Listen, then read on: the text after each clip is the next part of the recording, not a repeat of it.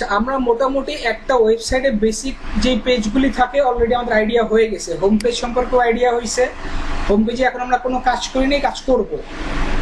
তারপর হচ্ছে gallery page হয়েছে, পোর্টফোলিও হয়েছে, আমাদের ব্লগ পেজেরও কাজ হয়েছে, আমরা সিঙ্গেল সম্পর্কেও দেখছি যে সিঙ্গেলের কাজ কি, এখানে কোনো কনফিউশন আছে কারো?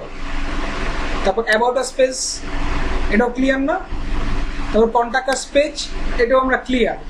মানে একটা ওয়েবসাইটের বেসিক লেভেলের, বেসিক না মোটামুটি একটা কমপ্লিট একটা ওয়েবসাইটে কী থাকে আমাদের অলরেডি আইডিয়া হয়ে গেছে। এখন আমরা ডিজাইন পার্টে যাবো, কীভাবে ডিজাইন করতে হয়। বাট ডিজাইন পার্ট করার আগে আমরা ওয়ার্ডপ্রেসে যে সফটওয়্যারটা নামাইছি এইটা সম্পর্কে একটু আমরা এখন দেখব, ঠিক আছে? আচ্ছা, এখন আমাদের এইখানে থিম আছে কয়টা? একটা, দুইটা, তিনটা, চারটা, পাঁচটা থিম আছে। প্লাগইন আছে কয়টা?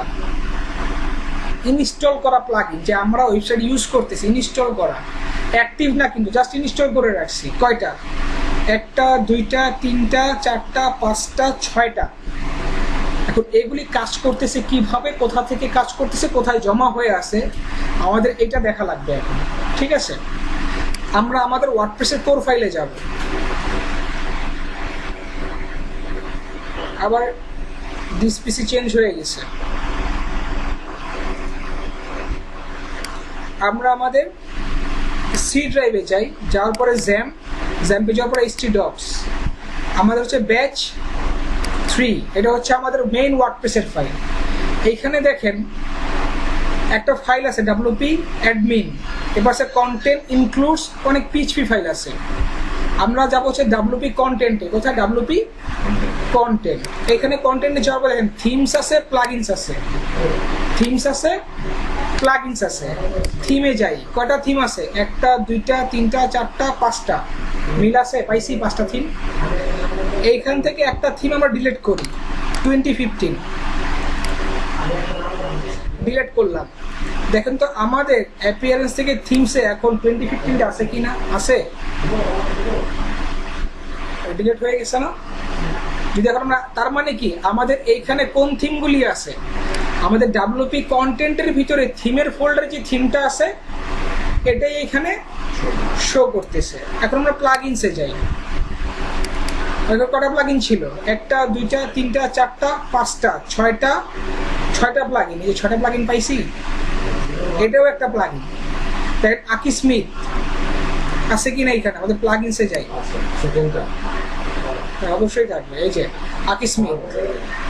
এবার কি আছে? হ্যালো ডলি, দেখেন হ্যালো লেখা আছে এখানে, পাওয়া গেছে। কন্ট্যাক্ট ফ্রম 7 পাইছি। পোর্টফোলিও ফিল্টার গ্যালারি পাওয়া গেছে। তার মানে আমরা যদি কোনো প্লাগইন ইনস্টল করি তাহলে এইখানে জমা হবে, ঠিক আছে? নেট থেকে এখানে এসে ডাউনলোড হয়ে জমা হবে। আমরা এইখান থেকে যদি প্লাগইনটা ডিলিট করে দেই, দেখেন তো আমাদের এখানে আকি স্মিথটা থাকে কি না? আছে? নাই। বুঝতে পারছি কোনটা?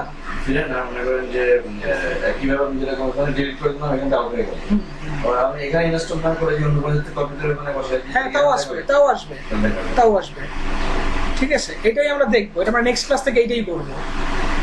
নেক্সট ক্লাস থেকে আমরা নিজেরা থিম ম্যানুয়ালি আপলোড দিব, এখানে যা শো করবো আমরা সেটা করবো, এখান থেকে আপলোড করবো না, ঠিক আছে? আমরা দুইটাই দেখবো আস্তে আস্তে। আচ্ছা, এখন আমরা একটু ওয়ার্ডপ্রেসের কোর ফাইলটা মিলাবো, ওয়ার্ডপ্রেসের কোর ফাইলটা একটু মিলাবো।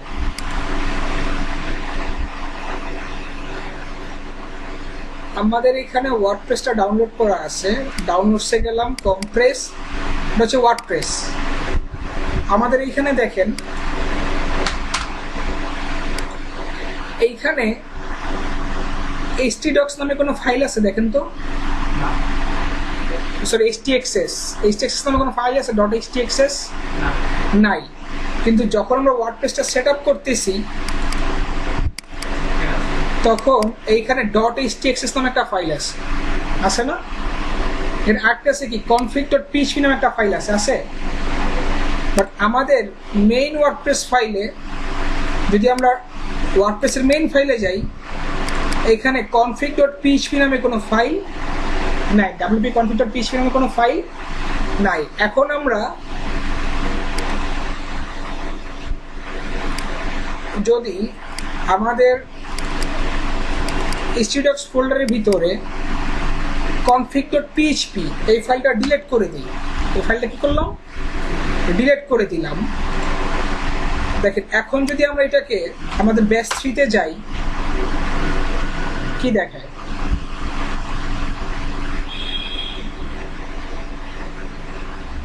কি বলতেছে, ইনস্টল ওয়ার্ডপ্রেস। তার মানে কনফিগের কাজটা কি, ওয়ার্ডপ্রেস ইনস্টল হয়ে গেলে সার্ভারের যত ডকুমেন্টেশন আছে সব এখানে শো করাবে। এখানে লেটস গোতে ক্লিক করেন। আমাদের সার্ভার নেম কি ছিল, ব্যাচ 3, ব্যাচ 3 দিলাম। এটা ইউজার নেম কি ছিল, রুট, এর পাসওয়ার্ড নাই। ঠিক আছে, আমাদের ওয়ার্ডপ্রেস সেট আপ করা আছে ভিতরে। ব্যাচ 3 যদি আমরা ফাইলে যাই, একটু খেয়াল করেন, লোকাল হোস্ট স্ল্যাশ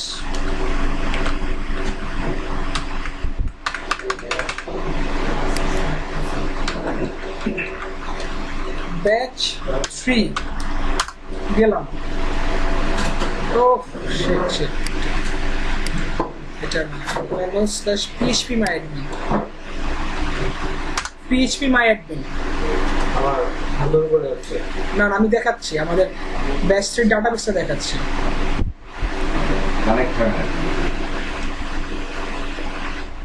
আমাদের ব্যাচ 3 তে কিন্তু অলরেডি ওয়ার্ডপ্রেসের সব ফাইলগুলি আছে।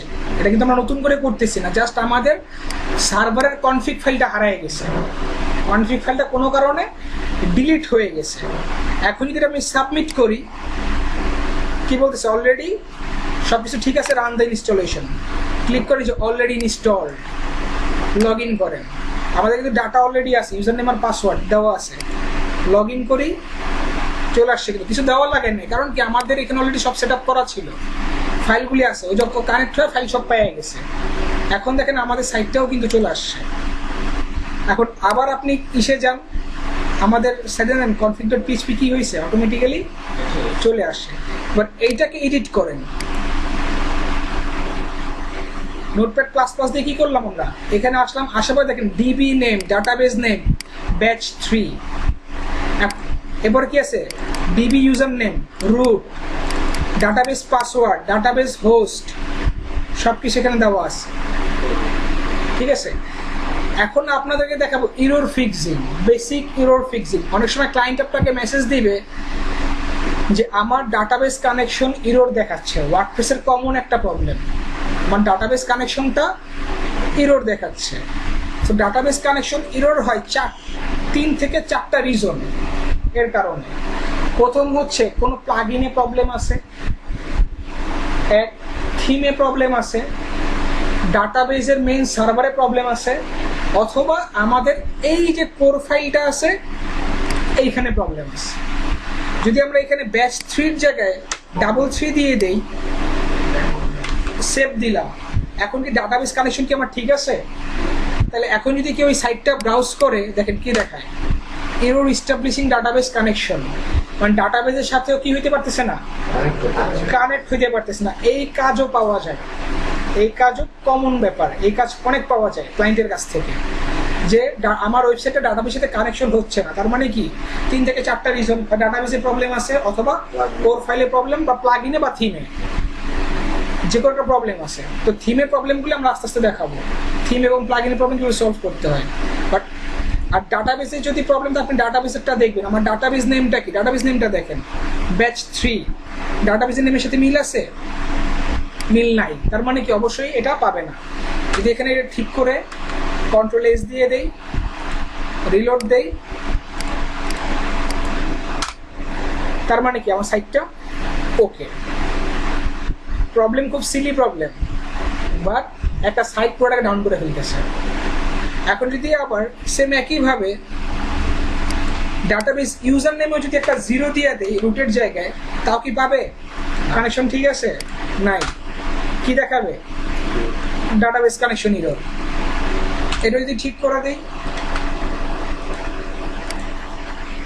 ও কি করবে? এই যে চলে আসছে। এরপর আবার কি, ডাটাবেস পাসওয়ার্ড, যদি কোনো পাসওয়ার্ড ভুল দেওয়া হয় তাও কি দেখাবে? Database connection. এখন বুঝতে পারছেন যে এই ইরোরটা হয়, ক্লায়েন্ট এই কাজ দেয়, এবার কিছু লোকাল হোস্ট যদি করবেন এই হোস্ট নেমটাও চেঞ্জ হয়ে যায়, রিলোড দিলে দেখেন সেম, ঠিক আছে। আপনি কিন্তু ডাব্লিউপি অ্যাডমিনও ঢুকতে পারবেন না, কোথাও দিতে পারবেন না, ঠিক আছে। কারণ কি, ডাটাবেজের সাথে ইনফরমেশনগুলি ম্যাচ করতেছে না, জাফিলেও নিবে না, ঠিক আছে। লোকাল হোস্ট এবার যদি দিয়ে দেই, যদি এরকম কোনো প্রবলেম পান, এই প্রবলেম ফিক্স করতে কমপক্ষে প্রাইস হচ্ছে $30।